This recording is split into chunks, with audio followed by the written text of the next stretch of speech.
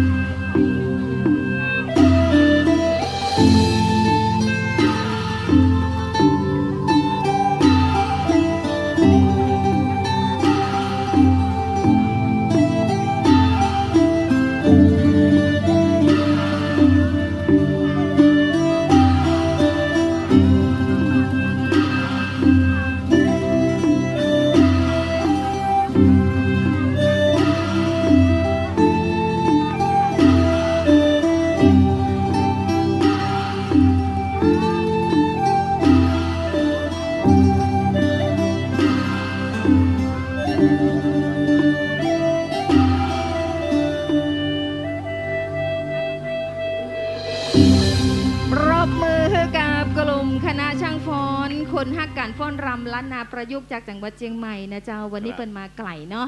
ด้วยบุญหนุนนำทำเมื่อเฮาได้มาปะกันที่วัดทุ่งโป่งนะเจ้าลำดับต่อไปจะเป็นการแสดงของนักเรียนโรงเรียนบ้านทุ่งโป่งนะเจ้าตอนนี้คือน้องๆนักเรียนไปโชว์ตัวกันใช่เป็นฟ้อนอะไรครับบัวตองเป็นฟ้อนจือว่าฟ้อนใกล้ลายใกล้ลายนี่ความหมายว่าอย่างไรความว่าการแสดงความอ่อนช้อยของร่างกายนั่นเองนะเจ้า